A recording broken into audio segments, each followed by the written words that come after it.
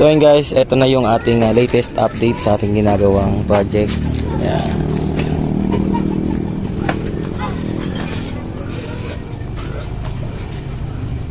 Yan yung ating mga robot. Ito naman yung ating lalagay na capsule. Yan.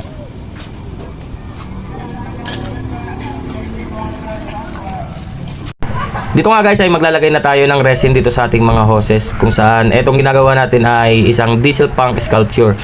Gawa pa rin ito sa mga scrap metal. Ito yung mga parts na galing sa ating mga followers, and yung iba binili natin sa mga junk shop. And yun, ito palang resin ay kailangan mapuno dito sa loob para hindi siya magkaroon ng uka at mahugot lang. Ito palang hose ay walang laman na chemical, para at least kung sakali naman maiwasan natin yung pagkabutas ito, dahil pagka sobrang init ng resin ay baka mabutas lang yung hose. Alright guys, bali na guguluhan kami kung paano namin ito isi-set up. Ayan. Yung dalawang capsule.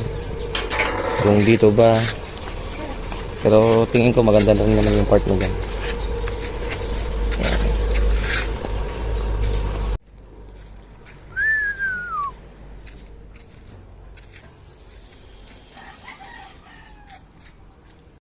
Alright guys, yun.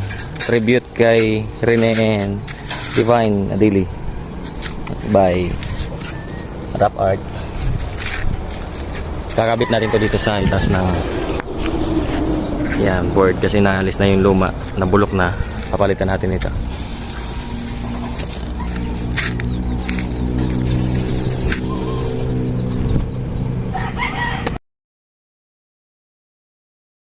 Yun, tulungan muna natin sila guys na ikabit itong ginawa nila na tribute para kay Rene and Divine Adili. Gawin natin to na madalian lang, and bago tayo bumakbak ulit sa ating gagawin.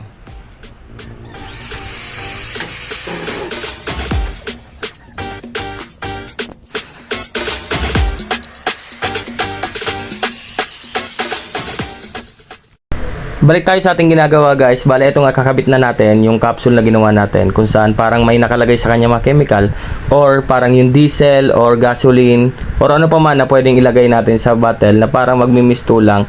Ito yung parang source of gas na para umandar itong makinang ginagawa natin. So bali may makikita kayo dyan na apat